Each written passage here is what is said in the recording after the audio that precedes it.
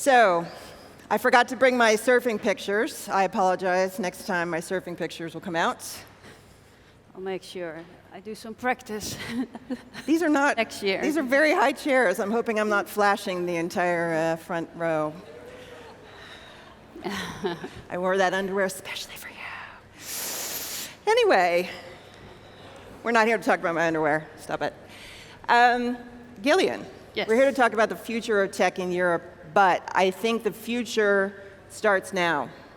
So what is Europe doing now, rightly or wrongly, to stimulate innovation, and kind of where would you like to see them do more or better? Yeah, I always look at Europe in three categories. So first one will be ideas. And I think Europe has a big advantage as to ideas. Europe originally had very much a culture of innovation and entrepreneurship, and that's also what you see back in the amount of startups that are growing up in Europe today. I also think that Europe, if you compare Europe to America, Silicon Valley, has a big advantage. And an advantage that we understand diversity. And so that Europe should be able to bring much more companies forward that will become more global leaders because of that. So I think that's one of the biggest advantages Europe has. And we've seen that, of course, growing out of the Netherlands and also with Booking.com and how we have grown all over the world. And then the second and third one is really speed and scale. And I think if you think about speed, you also need a culture where companies are able to go fast, to fail fast, right? And you need a lot of capital to do that. That is risk capital, and I think that's where Europe needs to improve. It is improving. I think already last year we've seen that we have 70 more unicorns that came out of Europe, which was double the amount as the year before, so that's a good signal, but we need much more. And then if you think about scale and the European market, Europe has the biggest market in the world. So that's what we already have. Like, it's 500 million customers that we have in Europe. The complexity is that if you have a business and you want to grow in Europe, that every few hundred kilometers you deal with different regulation. It's very fragmented. It's 28 different rules that you need to deal with, and that needs to change, and that is very urgent. Because that today, I think, is the biggest complexity that companies are dealing with in Europe. And Europe needs to really think about creating a business climate which makes it easier for companies to grow and reach these 500 million customers than to make it more complicated, which I think is a lot happening today. Yeah, I agree with you for sure. And I think the point you made about failure is Yes. a big one. I think Yeah. what I see in Europe is a lack of acceptance for failure, Yes. and not accepting that Yeah. companies fail. And that risk aversion, I think, is Yes. also holding us back. It's very important. So in making this future happen, what do you think the role is of the tech industry versus, say, the government? What role do you think the tech industry should play in doing that? Well, I think if you think about innovation, that needs to be driven by the tech industry and by the companies, but the government has a role to play as well. They need to support that, and like I said, if you think about creating a business climate which is good for companies, if you think about that they are able to invest in talent, right? Because talent today, specifically the right talent that these companies need, becomes more and more complicated. That's what I see with Booking.com as well. And you need money to bring these people in. And I think also governments need to think in helping with tax schemes that make it easier for companies so they have more money to invest in innovation. And I think that's where governments can play a big role next to the regulation to make it easier that companies don't need to hire more lawyers than data scientists. Right. And you were telling me that you are really investing in initiatives to make the university system also better suited to encouraging innovation from the start. So I think that is also a key part of the ecosystem that we frequently don't think about enough. Yeah, and it's an ecosystem, right, that needs to work, and that I think universities is actually a big advantage in Europe. We have great universities in Europe. But I think it's the ecosystem where people coming out of universities actually stay in Europe, that they can actually have access to capital to think about ideas they have, and they can try to see if they can build businesses from that. But that all needs to work together. And see in Silicon Valley that has proven that that has worked. And that still, I think, needs to happen here a lot more. Right. So let's be honest. Tech companies are taking a big hit in Europe, both from the standpoint of EU legislation, as well as there is a tide in the public turning against tech companies because of tax issues, because of data privacy issues.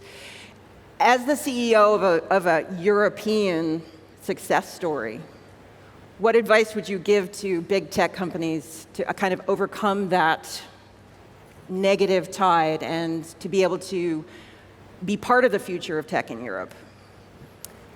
Yeah, I think if you think about big tech companies today, mostly come from Silicon Valley. So you see there already there's much more acceptance as to the positive role that also technology plays, right? And the role that technology plays on improving local economies. And I think Europe still has a lot of work to do in educating also that technology actually is also very good. And I think if I think about Europe, and I think a lot of the questions that Europe is asking are right. I think if you think about customer privacy and these type of topics, it's very important that these questions are asked, but often the way it's executed is very difficult, because then it becomes, again, very fragmented. I think GDPR is a good example where you did get actually one outcome for Europe, which is I think, very good and very positive, but we need a lot more like that. But also with Booking.com, we're not against regulation. I think regulation is good because it creates a lot more clarity, and it creates a level playing field. But I think the fragmentation is what is so complicated. And I also think that we need to really think about the image we're giving to technology in Europe, because if you think about the talent that comes out of Europe, right, once they come out of university, they have a choice, right? They can go to the United States, and I think it's important that we showcase that there's a future in Europe, and Europe is behind creating more big tech companies, because then talent also is a lot more willing to come to Europe. And they also see that both businesses and politics have leaders that really talk about the future and the future of tech, and instead of the past. And I think that really needs to change, because in the end, you know, if that changes, a lot more businesses and talent wants to be in Europe. Right. Speaking of talent, I think one of the things that I'm really struck by that Booking does, I think, in my opinion, really well, is diversity programs. And I know that's super important to you personally, as well as Booking. Maybe you can talk a little bit about where you see tech companies' role in actually increasing diversity, improving access, and really leveling the playing field. Yeah, so I don't think that this is specifically a role for tech. I think as leaders of any industry, this should be a priority. But in tech, there's an extra element. I think overall you see, of course, that then we need the need of more women in leadership. You see actually that gap is widening instead of narrowing.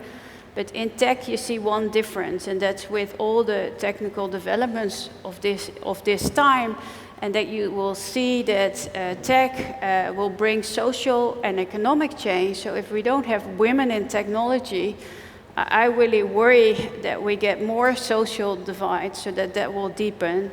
And also we will create more gender stereotypes. So that's why women in tech is such an important topic, specifically to technology, to really think about how we can bring more women into technology. And that is a big job to do, and with Booking.com we can play, of course, a role in that, but I think there's much more that is needed than only Booking can do, but we already for some time ago really started to think, what can we now do as a company to make improvements, right? Which is both internally but also externally. And what we realized is that there's a few elements which are important, which is mentorships, for instance. It's role models. So if women don't see other women succeeding in technology, then it will be more complicated to bring more women into technology. So we did the Playmaker Awards, where we actively recognize women that have played an important role in companies and in changing industries.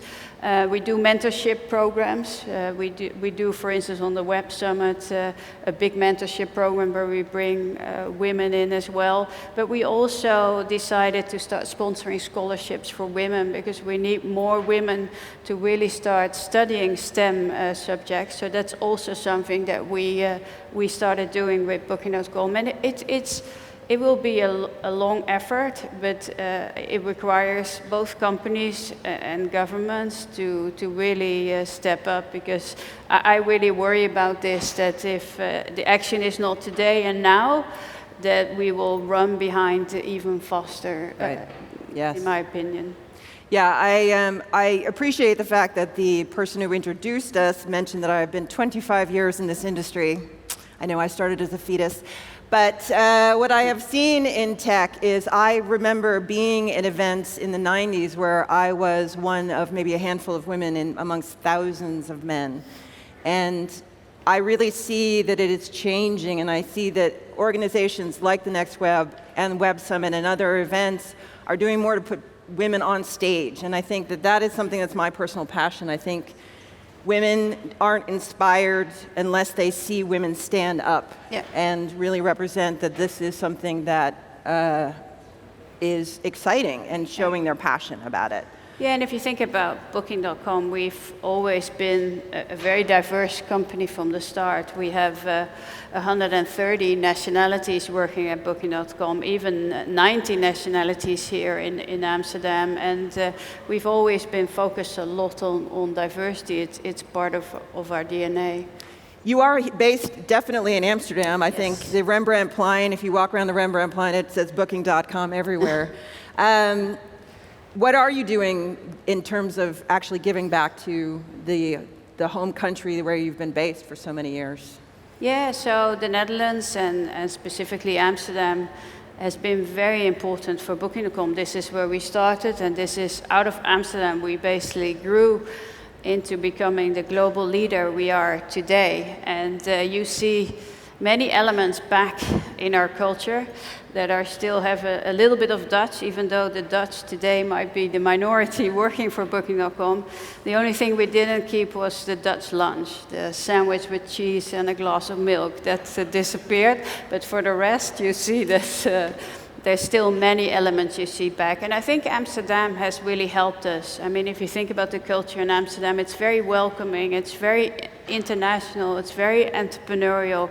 And that was the perfect place for Booking to grow and to bring talent into Amsterdam. We are still very committed to Amsterdam. We are building a campus now in the Oosterdok's island for the future. So, and yeah, I think the Holland for our business, and also shows that you can build a global business out of Europe. But I think for travel, the Netherlands in our segment has been fantastic, because Dutch people travel all over the world. So in the beginning, we really started to follow Dutch demand, and that brought us all over the world. And that's also how we started growing our business. Right. Well, that brings up the question of the hour, I think, really. More than any other person, I think you might be our resident expert on the future of travel. So maybe you can talk a little bit about how tech has changed travel, how it will continue to change travel, and what that will look like in 5, 10, or longer years. Yeah. Yeah, if you think about the future, whether it's basically finding the perfect place to stay, skipping the line and find a museum, transportation to the airport, finding the best restaurant in the city, I think what is key to all of this is that customers more and more want this seamless. And this is something where Booking is focused on a lot as well. And that's also why you see that Booking started off in only offering hotels. Then we basically broadened into more accommodation types, which now we have 30 types which we offer to customers. But also today, we offer attractions. We are starting to work on transportation. You see, also we are learning more and more from customers how we can make a more seamless experience. And even today, we have new technologies which basically takes data from weather into account as to what activity for what day is best for customers when they're traveling a destination. So you see all of these type of innovations happening. But I think the main part, if you think about the future, is that travelers themselves, of course, will decide how that is going to look like. And it's important that a company like Booking.com keeps innovating and making sure that we develop what customers are looking for in the future, and how we can basically stimulate the inner explorer that many of our customers have, and that has an enormous focus. I think in the future people will have more time and freedom to discover the world, and I am certain that there's still a lot of work that needs to happen in delivering that to every customer all over the world. But it's super exciting now also with the technology of today, how we can actually build a better experience for customers. And if you think about the mission of Booking is to empower people to experience the world. And maybe what's nice to say that actually this week we have our Booking Booster program here in Amsterdam. Every year we select 10 startups that are active in sustainable tourism, because I find it very important that if we build on empowering people to experience the world, that we also actively contribute in making sure the world keeps being worthwhile to be explored.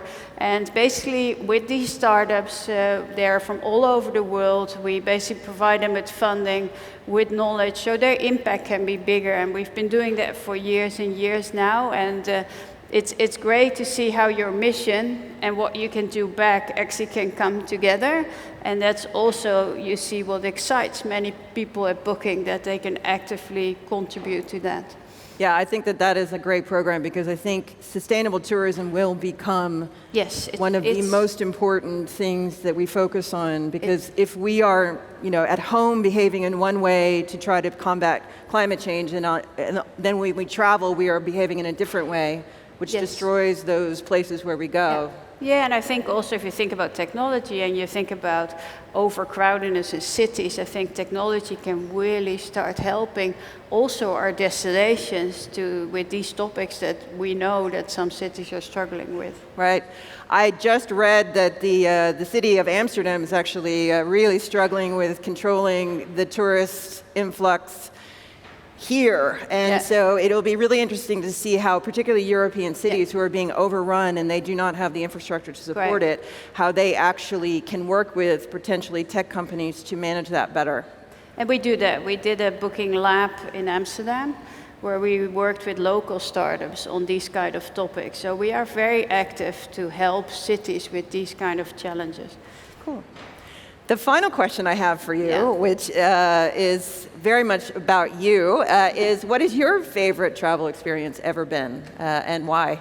Yeah, well, ever been, I always find that a difficult question, because every travel experience is so different. And I see that now with my children growing up, that now we're actually able to do more road trips where we actually go from destination to destination.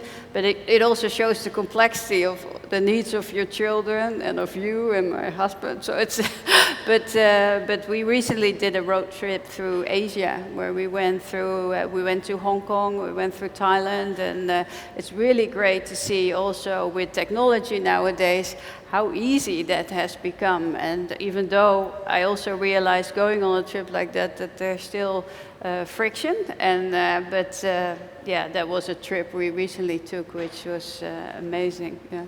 I think the next killer app, because I hear this a lot from parents, I myself don't have kids, which is a good thing. But I hear this a lot from parents, and maybe the next killer app will be a way to figure out travel for your kids that optimizes what they're interested in while maintaining some interest for the adults, because it seems a bit like either or. Either you're going to Disneyland Europe or you're going someplace where the adults actually, find interesting. Hopefully that will become easier. Yes, well, I hear they grow up, and so it does get a little bit more easy as they... Right. I hear that. It's a rumor. Anyway, that is our time, I believe. And thank you so much, Gillian, for your time. Thank you very much for listening. Yeah, that's it.